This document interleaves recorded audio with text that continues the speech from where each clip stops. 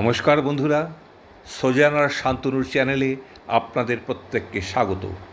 আজকের এই বিশেষ সময়ে আজকের বিষয় হচ্ছে মহাতীর্থ কালীঘাট, শ্রদ্ধা, ইতিহাস ও অনুভূতির এক তীর্থযাত্রা। আপনি যদি কখনো কলকাতায় এসে থাকেন তবে নিশ্চয়ই শুনেছেন কালীঘাট না গেলে কলকাতা ভ্রমণ সম্পূর্ণ হয় না। এই এক কথাই যেন প্রমাণ করে দেয় কালীঘাট শুধু একটি মন্দির নয়, এটি এক মহাতীর্থ, এক অনুভব, এক আত্মিক টান। আজকের এই পর্বে আমরা কালীঘাট মন্দিরের ইতিহাস, ধর্মীয় তাৎপর্য, প্রতিদিনের পূজা পার্বণ আর এই তীর্থের চারপাশের জীবনের গল্প শোনাব।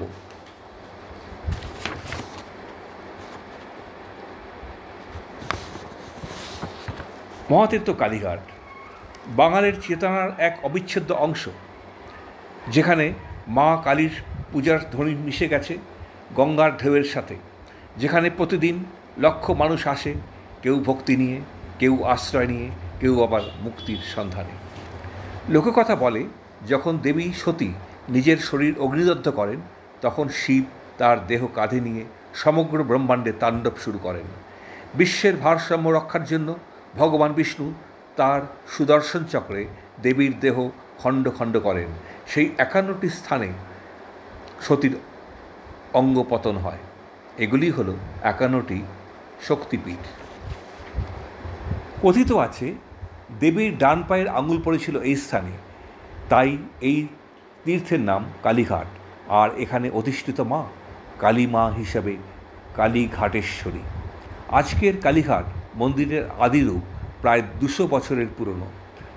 বর্তমান মন্দিরটি গড়ে ওঠে আনুমানিক 1809 সালে সাবর্ণ রায়চৌধুরী পরিবারের উদ্যোগে। কালীঘাট মন্দিরের গর্ভগৃহে দেবীর প্রতিমা অনন্য। মা এখানে রুদ্ররূপে, কিন্তু একই সঙ্গে মাতৃস্নেহে ভরপুর। 4টি সোনার হাত, জিভ লাল রক্তিম এবং চোখ দুটি যেন জ্বলন্ত শিখার মতো। ভক্তদের কাছে দেবীর মূর্তি নিজেই এক তন্ত্রের প্রতীক। এখানে কালীর জিভ বেরিয়ে আছে, যা প্রতীক অজ্ঞতার নাশের। 2টি হাতে তলোয়ার ও ছিন্ন মুণ্ড, অন্য 2টি হাতে আশীর্বাদ ও ভয়ের নিবারণ। এ যেন সৃষ্টি ও বিনাশের এক চিরন্তন ভারসাম্য। আদিগঙ্গার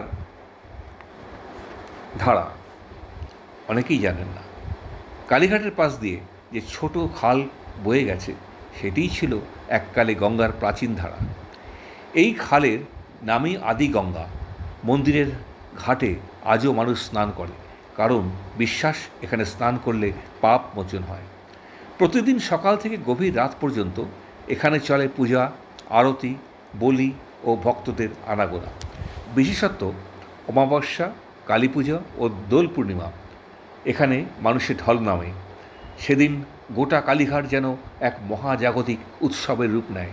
ধূপ, প্রদীপ, ঘণ্টা, শঙ্খ আর জয় মা কালী ধ্বনিতে চারিদিক মুখরিত হয়। কালীঘাট শুধুমাত্র একটি তীর্থ নয়, এটি এক তান্ত্রিক কেন্দ্র। শতাব্দীর পর শতাব্দী ধরে এখানে সিদ্ধ সাধকেরা তপস্যা করেছেন। বিশ্বাস করা হয়, যারা একাগ্রচিত্তে সাধনা করেন, মা নিজে তাদের সামনে প্রকাশিত হন, দর্শন দেন, রুদ্ররূপে বা মাতৃরূপে। ভোরে মায়ের মন্দির খোলে প্রভাতী আরতির মাধ্যমে। ভক্তরা ফুল, ফল, চন্দন আর প্রদীপ নিয়ে মায়ের পায়ে অর্ঘ্য দেন। এ এক বিশেষ প্রথা হলো মায়ের প্রসাদ বিতরণ, যেখানে পুজোর শেষে ভক্তদের মাঝে প্রসাদ ও ভোগ বিতরণ করা হয়। অনেকে বলেন, কালীঘাটে গেলে এক অদ্ভুত শান্তি মেলে। মায়ের চোখের আগুন যেমন ধ্বংসের শক্তি আছে, তেমনই আছে স্নেহের ছোঁয়া। যেন মা বলছেন, ভয় পেও না, আমি আছি। এই বিশ্বাসী কোটি কোটি মানুষকে প্রতিদিন টেনে আনে কালীঘাটে। এক আধ্যাত্মিক কেন্দ্র। আজ কালীঘাট শুধু একটি ধর্মস্থান নয়, এটি কলকাতার সাংস্কৃতিক পরিচয়ের অংশ। দেশ বিদেশ থেকে মানুষ আসে শুধু দর্শনের জন্য নয়, এক অভ্যন্তরীণ জাগরণের অভিজ্ঞতার জন্য। রাস্তাঘাট, দোকান, ফুলমালা, ধূপের গন্ধ সব মিলিয়ে এক তীর্থ জীবনের প্রতিচ্ছবি। মহাতীর্থ কালীঘাট শেখায় ধ্বংস ও সৃষ্টির মধ্যে আছে এক অদ্ভুত ঐক্য। যে মা কালো তিনিই আলো, যে মা ভয়ঙ্কর তিনিই করুণাময়ী। তার চরণে মাথা রাখলে মানুষ তার অন্তরের অন্ধকারকে চিনতে শেখে এবং আলোর পথে ফিরতে পারে। আজ এই পর্যন্তই, আবার দেখা হবে পরের পর্বে।